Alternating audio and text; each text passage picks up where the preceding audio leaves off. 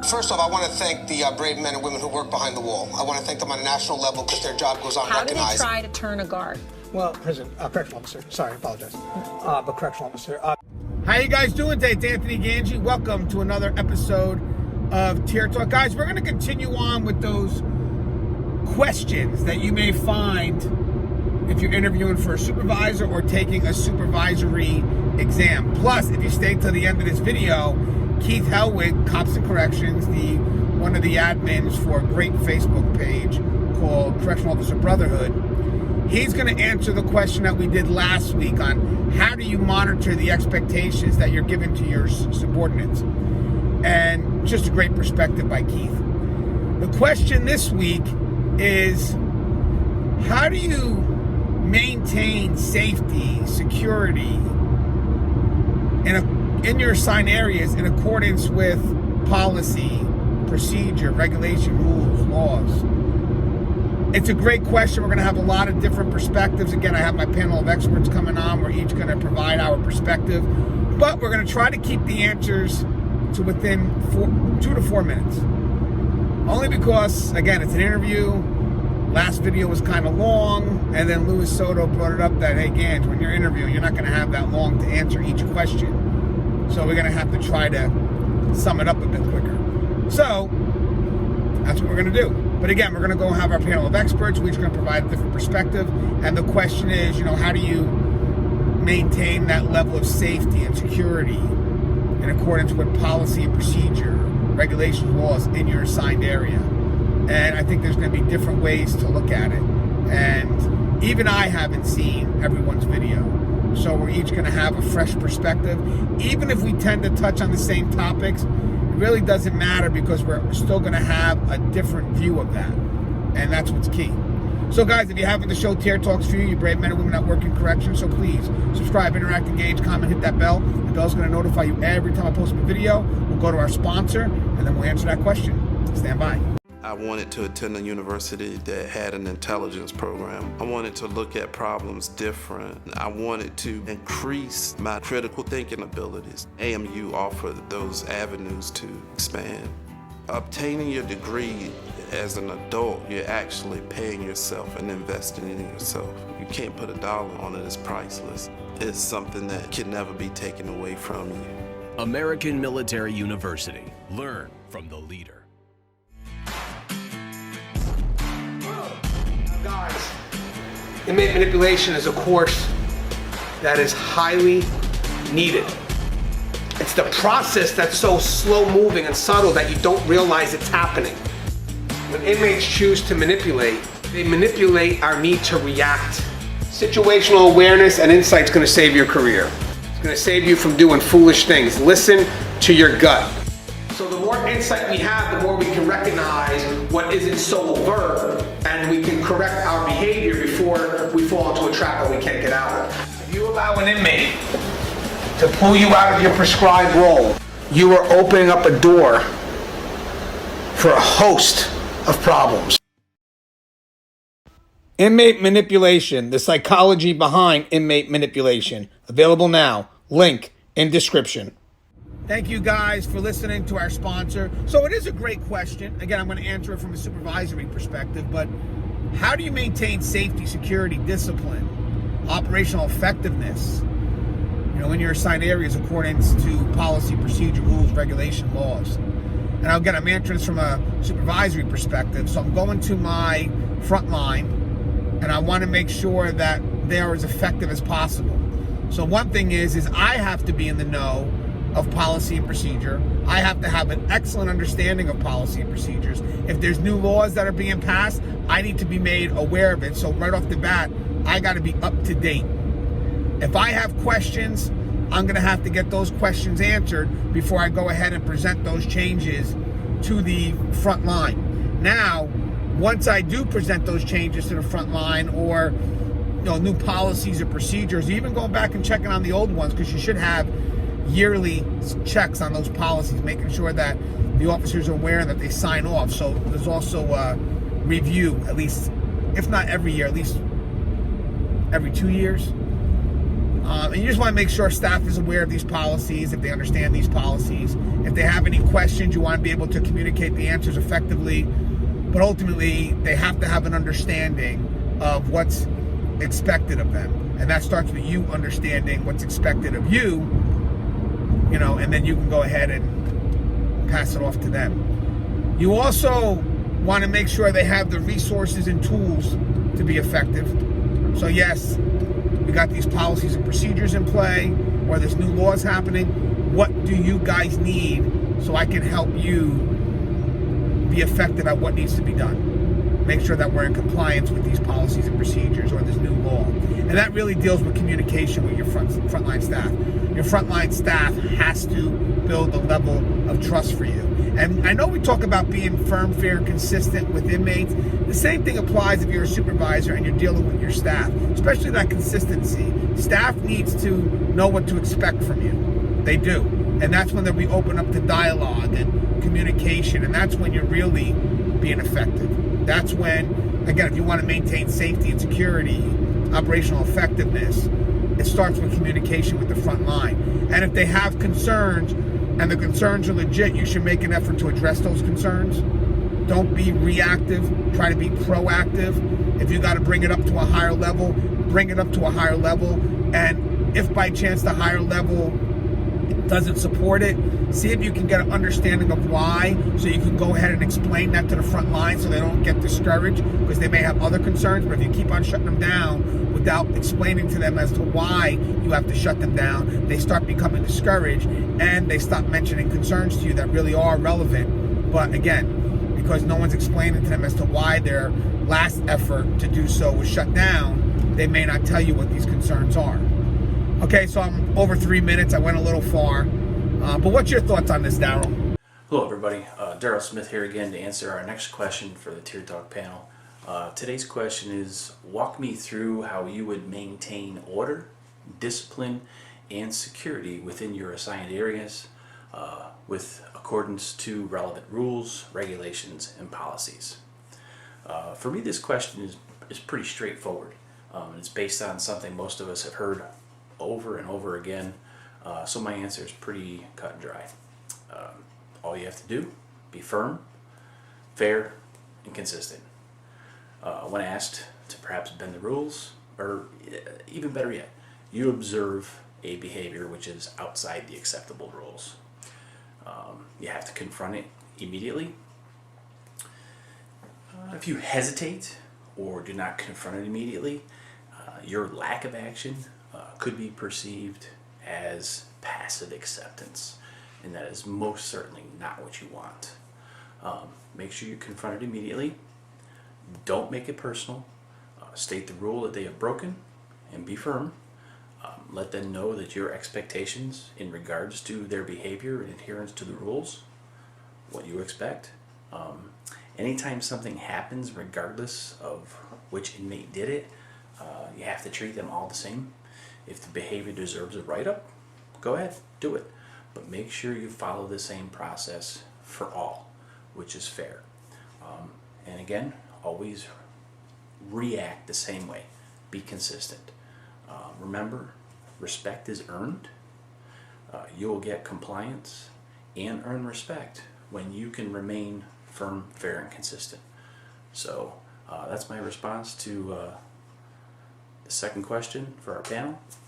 Wishing you all long, safe careers. Welcome back, guys. Retired Major Louis Soto here, answering that question that was posed to us that deals with how do you maintain order, discipline, and security by following rules, regulations, policies.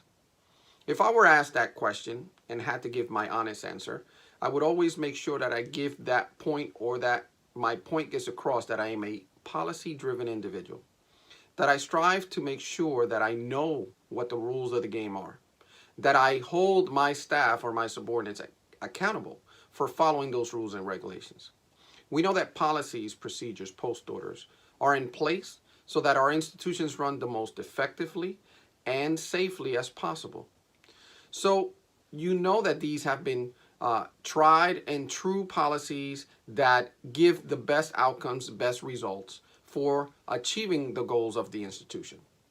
So when they pose that question to me, I want to make sure that they know that I am that individual, that I am the person that's going to hold my staff accountable, and that if at any time there is an issue or concern or a challenge being brought to me by my staff or that I observe myself, being that I'm trying to institute these policies or ensure that these post orders are being followed and something goes awry or something is not quite right, that I bring those issues, challenges to my leadership staff. And not only do I bring those challenges, but I also will bring with me some observations, maybe some solutions that I can see or that I can offer in order to just not be the one seeing that, oh, this individual is always complaining. This individual is always bringing issues and concerns. I want to be the one seeing that I am going not only to bring you what we saw or we see as challenges, but we also bring solutions that we can probably discuss and ensure that on our policy review, which are usually done annually, we can institute new policy changes that may be more effective ways of dealing with incidents. I hope that this has been helpful to you, hopefully, and we'll be chatting again with future questions. God bless. Hi, Connie Alleyne here from the Civilian Corrections Academy. So Anthony sends us this question, really, a time where you had to maintain order and policy, procedure, all that goodness. So as a civilian, those instances are rare to have to actually maintain order with the offender population. I have had great experiences working with officers in units who, if anything was going awry, whether I had an escort officer or not, there was kind of always someone around to kind of have my back and make sure I didn't get into any sticky situations. But there was one time where I was in a group setting. It was me and I want to say 5 offenders. We were talking about discharge planning and what are the things that we were going to be doing or we were going to try to put in place so that they could have a successful transition back into the community. And things got kind of heated because, they had certain expectations that simply weren't realistic, and just trying to level set, give them some grounding about what they should expect of themselves, of their families, of the communities. Things got a little heated. Long story short, as things started to escalate, I felt myself feeling nervous, which I'm like, okay, what do you do in this situation? But I think what it really came down to was being able to find a common ground. At the end of the day, everybody wants to go home, and I'm the one, and at that point, I was the one trying to help them to get there. And whatever that meant, if that meant reaching out to families, so whatever family collaterals, finding housing, securing some sort of medical coverage so they could continue with their treatments in the communities, there was a lot of coordination that had to happen. And so at first, I think in the heat of the moment, you can get really worked up with them. And the last thing I wanted was a shouting match, right? I just did not want a shouting match. Neither did I want there to be alarm that there was raised voices and then I would have custody responding, because they know that there's a civilian in this group room with multiple offenders and there's raised voices, right? So in the moment, I remember just talking my way through it, talking to them and hey, you guys need to calm down. Yelling isn't going to make it better. It's not going to change the situation in the community. It's not going to change your home life. Finding that ability, or just having that ability to reason and connect with them at a certain level, really just helped de-escalate that situation. Now, what were my options, right? Step out the room, because as a civilian, or just in general, you shouldn't box yourself into anybody's room, right? So I was already close to the exit. I knew the officer was outside, whether he was talking or not, it doesn't really matter. But if I stepped out and I said, hey, there's a situation in here, that could have escalated really quickly. And so for me, it's being able to tap into those soft skills, the interpersonal skills, really finding alternatives as opposed to sort of escalating and there being some use of force or somebody getting hurt or anything like that. And so that was my experience, not a big major one, but I think when you think as a civilian, being in a situation where you don't have certain skill set, right? Like, I wasn't going to be able to fight them. Like, I wasn't going to be able to necessarily, like, you can defend yourself against one person, but here I am in a room with like 5 offenders, and this is supposed to be a pretty easygoing exchange, discussion, if you will. But tapping into whatever skills you have to get yourself out of a situation and to maintain order, to de-escalate if possible. And if you find yourself in danger, then know how to remove yourself from that space of danger and take the necessary actions to make sure that, you know, you're safe, you're physically safe, and that whatever it is that's a brewing in the area that you're working in, that also too gets calmed. And I know that I was fortunate because that doesn't always happen, right? Things do escalate. That's the nature of our environment. So until next time, hope that's helpful insight into something you can do if you feel that you don't have the body alarms and all that other stuff, which I didn't have. Anyway, stay safe. Hey everyone, Russ Hamilton here from Keepers of Chaos. Anyway, Anthony Gangi sent another question my way, and I'm going to expound on it to the best of my ability right here. These questions are really about, questions and scenarios that would come at you if you're in an interview, trying to, promote up, if you're trying to get up to that next rung about being a supervisor.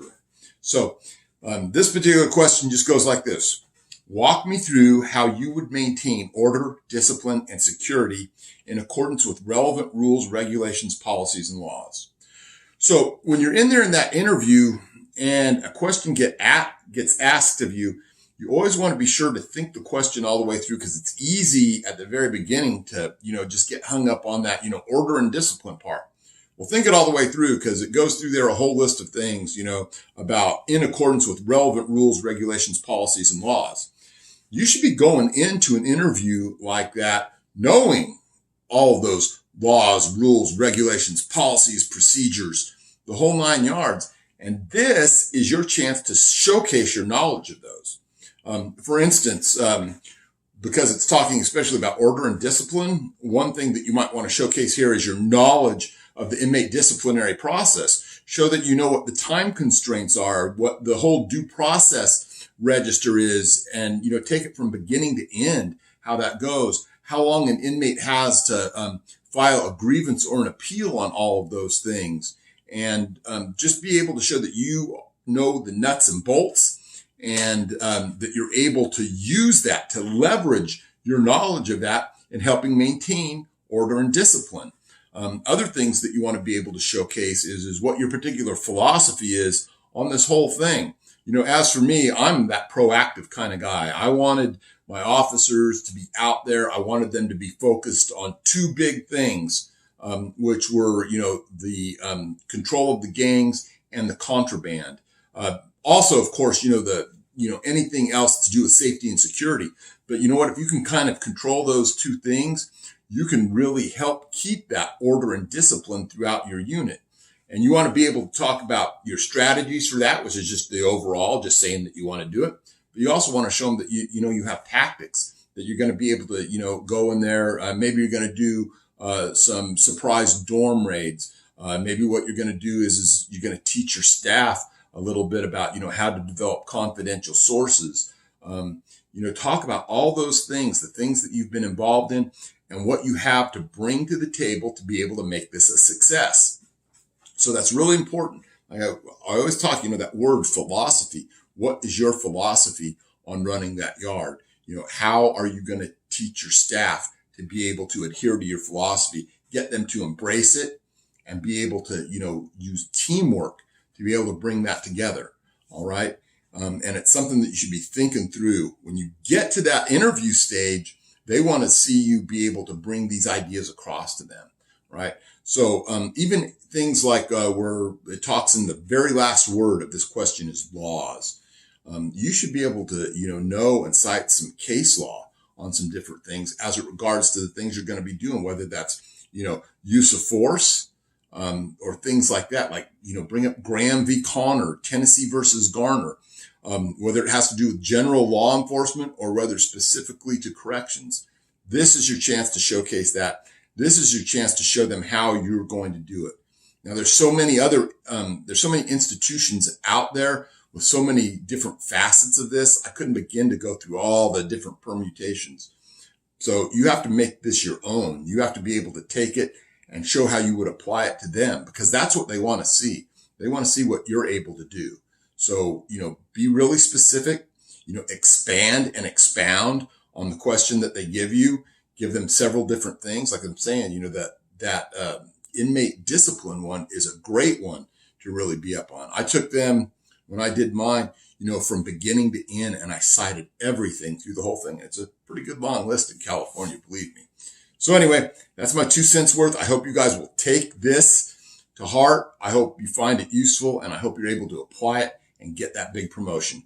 This is Russ Hamilton from Keepers of Chaos. Stay safe, stay frosty. I'm signing out, guys.